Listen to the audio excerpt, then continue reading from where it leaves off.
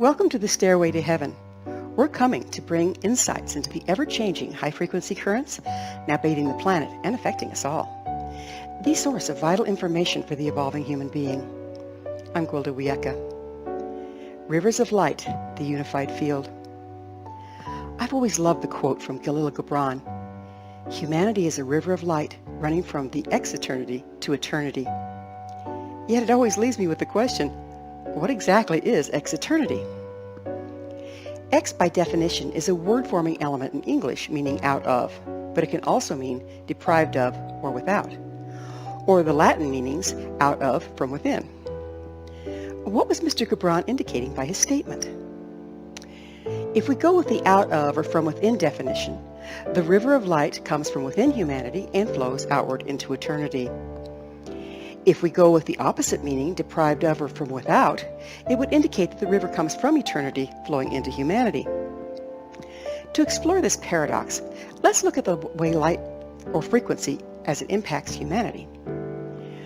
We often think of the sun as a giant ball of fire radiating light and warmth onto the earth in a somewhat straight line. While this is true, there's another dynamic to the frequency we receive on the planet: galactic light. As the sun moves through the galaxy, the leading edge of its heliosphere encounters varying intensities of light or frequency. Increase in frequency causes excitation in the plasma on the leading edge of the sun's heliosphere and is fed into the sun through its electromagnetic field. This frequency or light also radiates from the sun onto the earth, along with that generated by the sun's burning gases. On Earth, light is a two-way street. Everywhere the electromagnetic field of the sun crosses that of the earth, the frequency is also transferred into the electromagnetic field of the earth, moving in from the north and exiting from the south, and charging the iron core of the planet. Frequency then radiates from the iron core of the earth onto its surface. The result? Humanity is fed light or frequency from above the sun and from below the earth itself. The human body also has an electromagnetic field that interfaces with the radiance of the sun and that of the earth. Like the fields of the sun and the earth, the human field draws frequency in through the North Pole, the top of the head, and moves it out through the south, the perineum. As we take frequency in, it would be the river of light coming from eternity and flowing into humanity.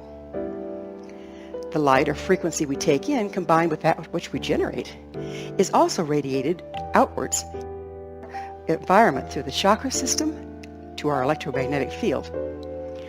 What we radiate interfaces with the electromagnetic field of all things, including the earth, and through her field, the sun, and from the sun to the galaxy. This would be the river of light flowing from within humanity into eternity. Breath in, breath out. This seeming paradox is the same mechanism that works through all things, micro and macro, as above, so below, creating an interactive, unified field, flowing from eternity into eternity. Frequency is channeled through humans in numerous ways.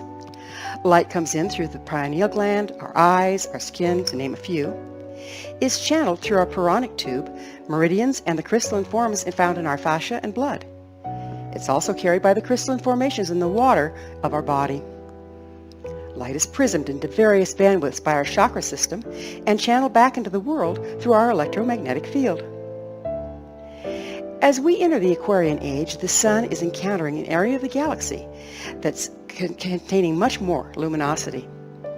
As a result, the sun's heliosphere is being bombarded with high-frequency particles. This increase of brightness is being fed into the entire unified system, impacting the sun, interplanetary space, the earth, and all things upon her, including human beings. In turn, what we take in from the radiance of the sun and that of the earth is a much higher frequency than in times past. This is creating a problem. The increased frequency is bombarding us from above and below, and we're being sandwiched in between. For generations, we've been exposed to a lower frequency or narrower bandwidth of light than that is now developed and increasingly present. We have restrictions based on the reduced availability of light. The increase of frequency or life force is putting pressure on any restrictions to the flow within our physical, emotional, mental and spiritual bodies. Our environment, including air, light, food, water, emotions, and thought forms, have become increasingly toxic and polluted, adding to the restrictions. Restrictions create drag. Drag wears things out. The challenge is to address these restrictions before they start to break down around them.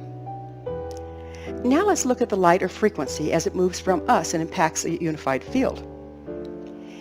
Any misalignment, toxicity, or imbalance in our light anatomy, be it physical, mental, emotional, or spiritual, distorts the quality of light passed through our systems. The more restrictions we carry to the incoming light, the more compromised the frequency we return to our environment. The less functional our light anatomy channeling life force is, the less we have to offer to the equation. It's becoming a situation of diminishing returns until we're no longer able to participate fully in the unified field. Life requires the continuous movement of energy, of light or life force. When little to nothing is moving in or out, it ultimately results in physical death. Energy is neither created nor is it destroyed. At the point of death, the light trapped in the physical system is freed to return to the unified field. In this way, we continually flow through the river of light into this world and beyond. As humans, we access, channel, and anchor light of the unified field into our physical world. What a sacred responsibility and awesome privilege. It's no wonder Jesus was reported to have said, "Is a candle brought to be put under a bed or under a basket, and not to be set on a candlestick?" Mark 4:21. Or, "Ye are the light of the world," Matthew 5:14. And in Matthew 5:16, "Let your light so shine before men, that they may see your good works and glorify your Father which is in heaven." Another interesting facet in this equation is that of reality.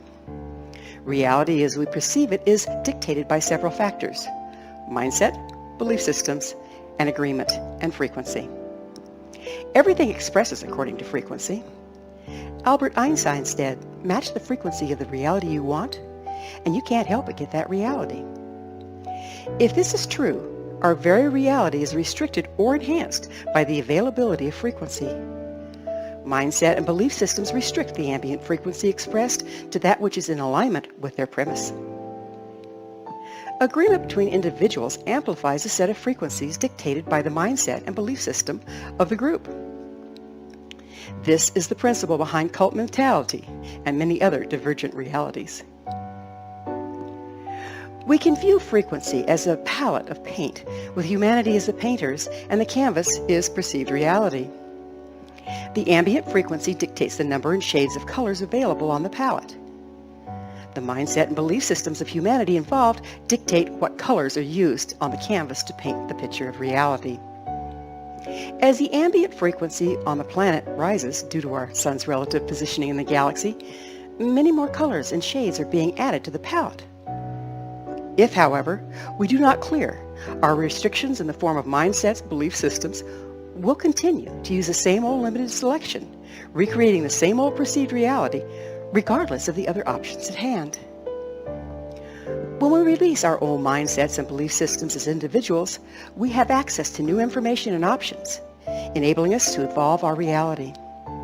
If we choose to come together in search of expansive frequencies and understandings, we can amplify expansiveness rather than adhere to the set frequencies dictated by the old mindset and belief systems. When we embrace more expansive frequencies as individuals and as a group, we are radiating new realities and possibilities into the unified field, making it available for others to perceive should they choose. The more of us that do this as individuals and in group agreement, the more likely we are to experience the 100th monkey theory, gain critical mass, and change the reality of the world. We're each a channel in the river of light, a candle in the darkness, bringing heaven to earth and earth to heaven. To take care of ourselves on all levels is not an indulgence, but vital. It's our sacred responsibility to preserve yet another source of light, illuminating not only our world, but the unified field. Humanity is indeed a light shining from each heart into the universe and beyond. Thank you for joining me, Gwilda Wiyaka, on the Stairway to Heaven, where we provide updates on the energetic currents facilitating our evolution into conscious, powerful co-creators. Until next time, may you be blessed on your sacred path to wholeness. We are here. The time is now.